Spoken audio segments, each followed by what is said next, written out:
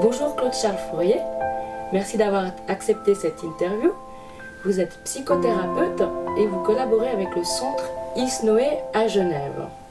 Pouvez-vous nous expliquer comment un psychothérapeute se retrouve dans un centre où on étudie les états modifiés de la conscience?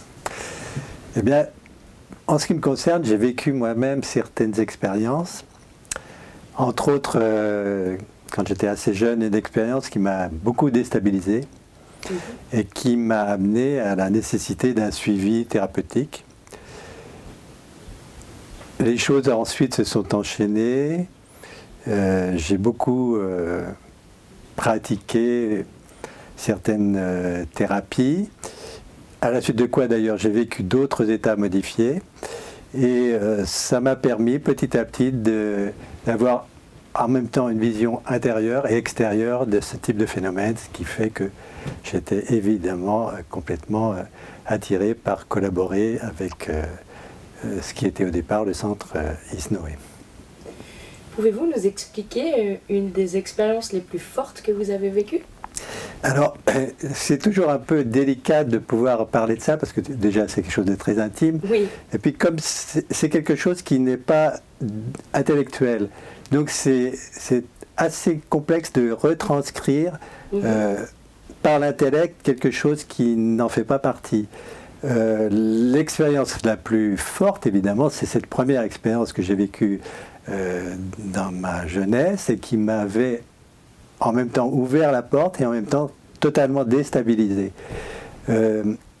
Pour faire court, on pourrait appeler ça une expérience de...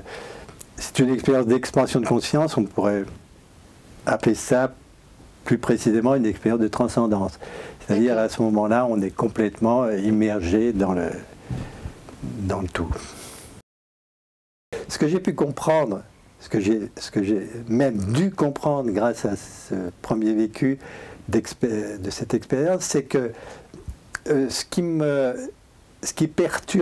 m'a complètement perturbé, c'est que mon mental avait complètement noué autour de ce qui s'était passé, il s'était complètement bloqué, puisque à un moment donné, dans cette expérience où on est fondu, on pourrait dire, dissous dans le tout, on n'existe plus en tant qu'être, et dans le cours de l'expérience, mon mental s'est remis à fonctionner, si je puis dire, et tout d'un coup, tout en étant tout, j'étais le seul être de l'univers. Et je n'avais pas la capacité d'être, on pourrait dire Dieu à ce moment-là, puisque le seul être de l'univers, c'est ça. Et à partir de là, ça a été aussi une grande dégringolade. Donc c'était en même temps la porte ouverte à la connaissance en lettres majuscules, et en même temps la porte ouverte aux ténèbres, la lumière et les ténèbres en même temps. Et donc... j'ai eu beaucoup de mal à sortir de ça, parce que justement il fallait que je trouve quelqu'un qui puisse me faire comprendre que c'était le mental qui était le grand responsable. Et la chose étrange, c'est à partir du moment où ça a duré 3 ans, cette période de troubles, jusqu'à ce que je trouve une thérapeute qui a su me faire comprendre qu'est-ce qui se passait, que c'était le mental.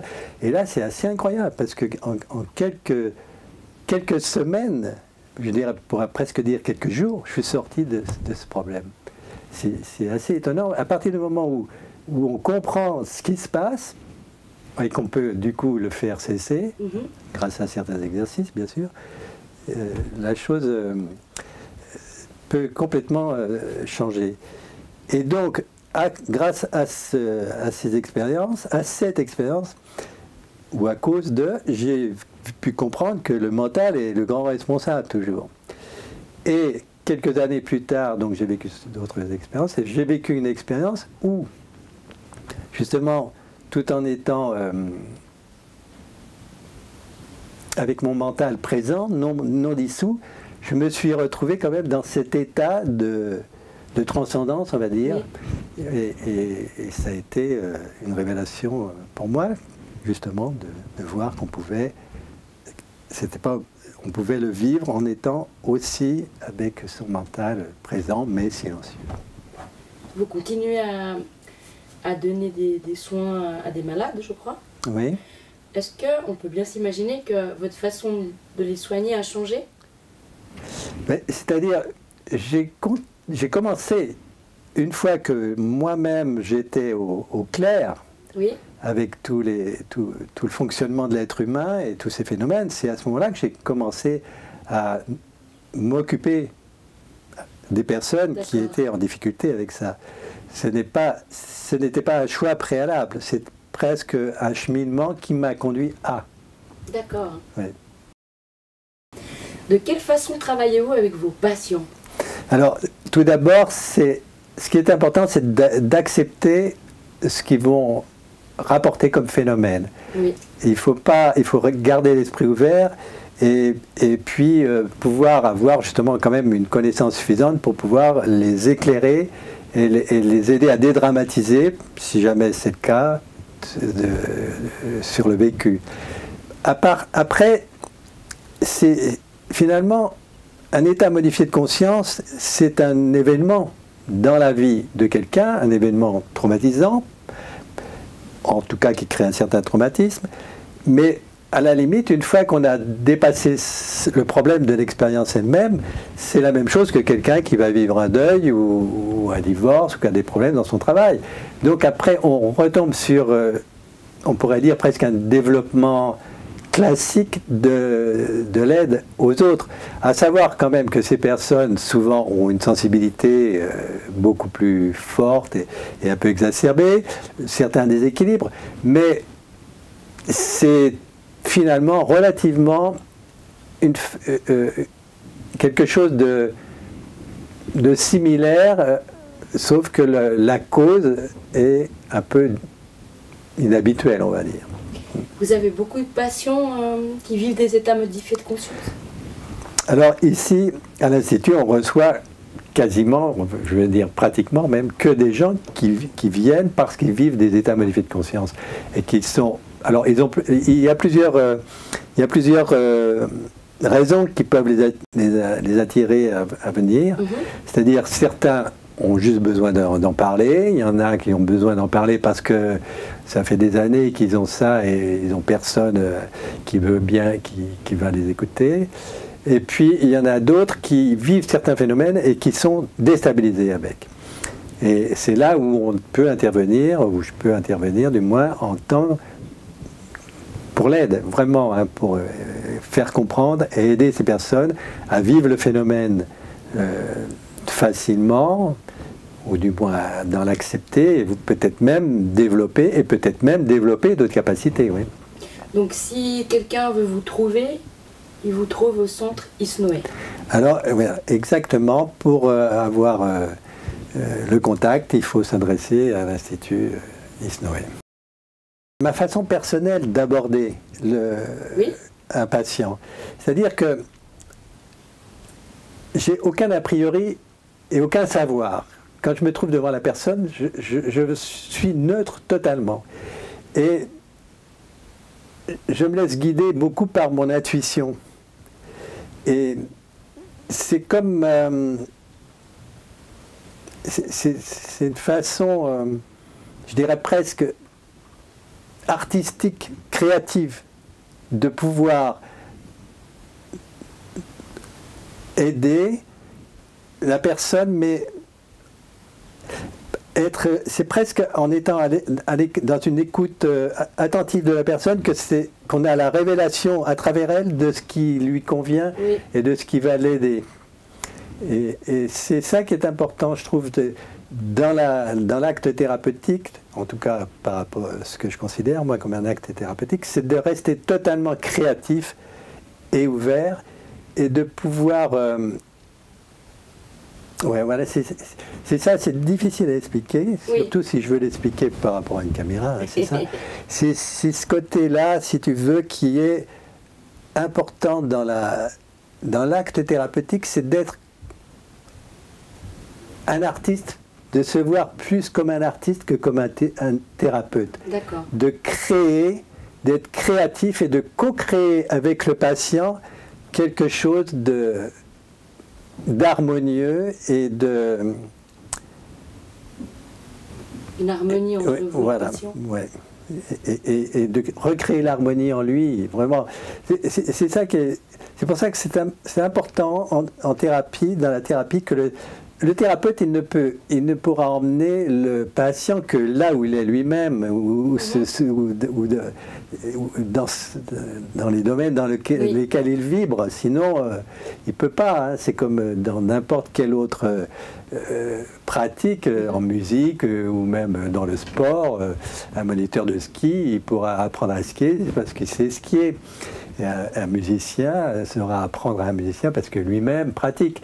Donc, dans la thérapie, c'est ça qui est extrêmement ambigu, c'est que ça participe beaucoup de certains savoirs, mais en même temps, ces savoirs ne sont qu'anecdotiques. C'est quelque chose de plus subtil, à mon avis. Vous avez écrit un premier bouquin avec Sylvie Détiola sur les états modifiés de la conscience. Oui. Vous êtes en train d'écrire un deuxième bouquin. De quoi va parler ce bouquin? Alors, le deuxième livre qu'on est en train d'écrire, enfin qui est écrit même et qui va sortir incessamment,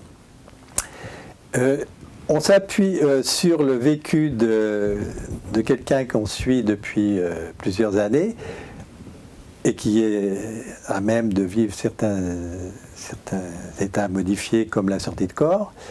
Mais en vérité, on se sert de ce prétexte pour aider à la compréhension, déjà admettre cette possibilité et comprendre que la conscience n'est pas chevillée au corps, qu'elle peut être délocalisée, on va dire, oui. qu'elle peut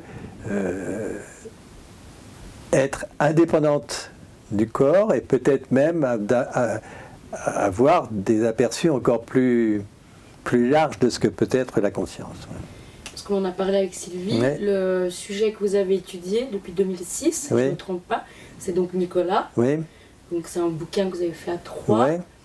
Pouvez-vous nous expliquer sa spécialité à Nicolas? Qu'est-ce qui est impressionnant chez lui?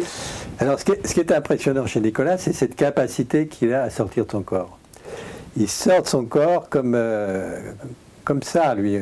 Il va s'ennuyer, Sylvie a dû le dire, il va s'ennuyer dans une discussion et tout d'un coup il n'est plus là. Et puis on peut claquer des doigts à côté. Physiquement, il est plus là, est-ce que... Voilà, il est plus. Voilà, c'est-à-dire, physiquement, il est comme une statue. Voilà, il ne bouge pas, il respire, c'est tout, ce qu'on peut constater. Mais sinon, les yeux ne bougent pas, aucun geste, rien. Il est immobile, figé. Et donc son esprit, son âme voyage. Et à ce moment-là, sa conscience n'est plus là. Hein. Oui. Alors là, après, c'est là où on rentre dans des subtilités. Oui. Avec quoi sa conscience s'en va? Y a-t-il un support qui accompagne la conscience? On est en droit de le penser.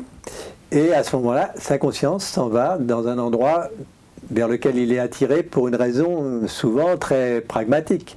D'accord. Souvent, par exemple, c'est son émotion, des questions sur lesquelles il va être porté, comme oui. Qu'est-ce que fait son ami, ou qu'est-ce que font ses parents, et il se retrouve à l'endroit où il a un intérêt qui l'attire. C'est incroyable. Ouais.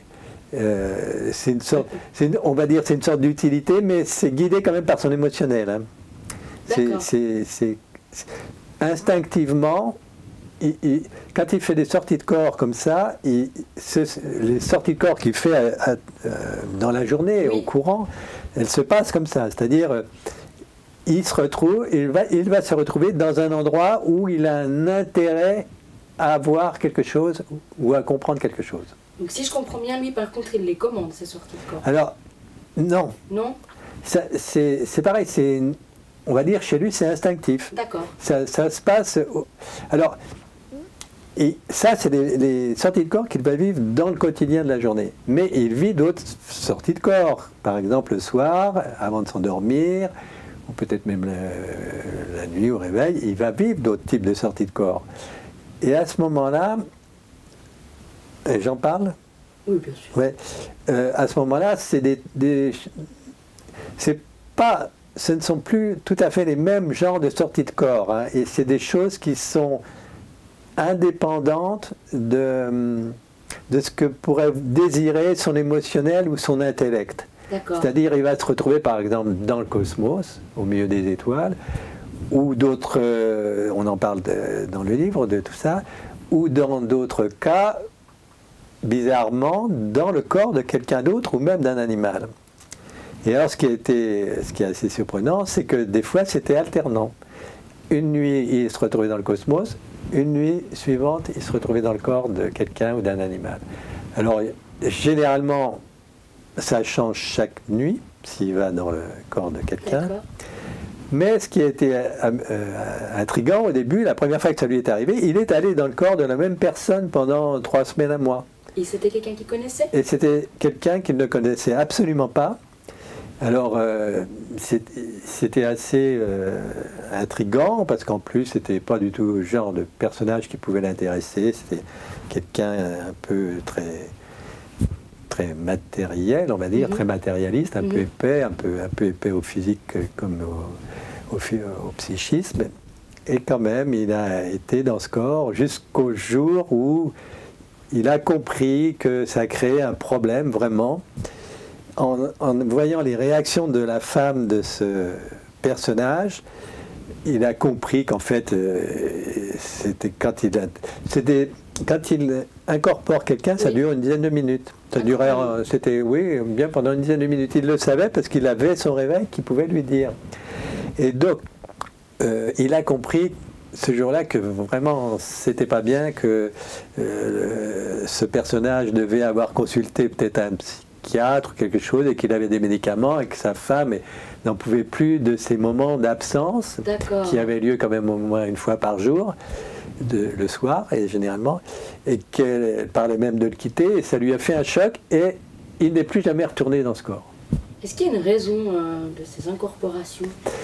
Alors, on pourrait penser, oui, parce que, évidemment, pourquoi ces phénomènes se produisent s'il n'y a pas de sens? Alors, là, il faut revenir plus sur Nicolas et sa personnalité, et ouvrir les possibilités. C'est-à-dire que Nicolas, peut-être dans cette incarnation-là, hein, si on veut regarder ça comme ça, doit approfondir et apprendre certaines choses, et ça fait partie d'une sorte d'initiation qui prendra peut-être tout son sens dans quelques années, ou une fois qu'il aura quitté ce corps dans lequel il est actuellement. Il est très impressionnant, ce Nicolas. Ah, Nicolas, oui, il est très impressionnant, d'autant plus que dans le livre, on n'en parle que d'une fraction par rapport à des choses qu'il peut vivre. Oui. Vous le suivez depuis 10 ans? Ça fait une dizaine d'années, oui. Dans le livre, on aborde aussi, enfin on survole parce qu'on ne peut pas aller extrêmement dans le détail par rapport à tout ça, justement sur les différentes façons de vivre des phénomènes, ou les différentes façons dont la conscience est impliquée dans le vécu de ces phénomènes. Parce que justement, ce qui est intéressant avec Nicolas, c'est qu'il vit les décorporations de plusieurs façons. C'est-à-dire que des fois, on a vraiment l'impression que sa conscience, elle est dans un véhicule qui n'est plus son corps physique, mais un véhicule plus subtil, et il va quelque part avec. Et alors, ça peut être plein de situations différentes. Et d'autres fois, on a l'impression que c'est comme si sa conscience s'expandait, entrait en expansion, et puis pouvait être réceptive de ce qui se passe. Mais là, il n'y aurait pas de limite. Et alors, c'est là, ce qui est intéressant, c'est de voir que, par exemple, il peut vivre ce phénomène qu'on appelle la vision à distance. Mais à ce moment-là, il est toujours dans son corps. Mais c'est comme si sa conscience était sortie un petit peu et était allée quelque part. Mais d'autres fois, il va vivre ce phénomène en quittant quand même la conscience d'être dans le corps. Et à ce moment-là, ça serait comme une sortie de corps, mais la conscience ne serait pas sur un support. Elle serait en expansion. C'est-à-dire qu'à ce moment-là, on pourrait parler de résonance vibratoire, où sa conscience individuelle se met en résonance avec certains plans de conscience, et donc il peut être présent dans ces plans de conscience. Il y a une question que je me pose. Quand Nicolas vit ces phénomènes, est-ce que physiquement après il est fatigué ou est-ce qu'il a des douleurs? Alors, quand il revient dans son corps à lui. Non, quand il revient dans après une sortie de corps, quand il réintègre son corps, au contraire, il est comme rechargé. C'est génial. Oui. Non, au contraire, ça lui redonne...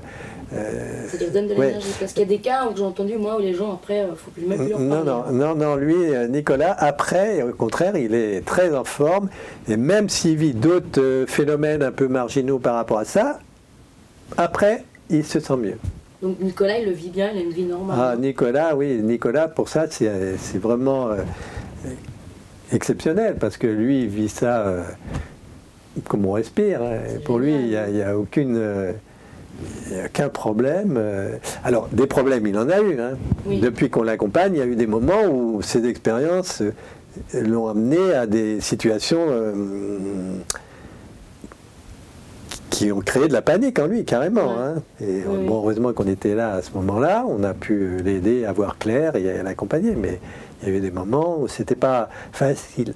Mais à partir du moment où il comprend et que les choses, et qu'il est dans l'acceptation, après il n'y a pas de problème. Nicolas, c'est quelqu'un d'équilibré. Nicolas, c'est quelqu'un d'extrêmement équilibré, même, spécialement. C'est ça qui est intéressant. Ce qui est intéressant dans le fait de travailler avec Nicolas, c'est que c'est quelqu'un qui n'est pas, entre guillemets, allumé. C'est pas un illuminé. D'accord. Et c'est rassurant. Voilà, ça permet de voir tous ces phénomènes paranormaux ou extraordinaires d'une façon extrêmement, finalement, je dirais pas banale.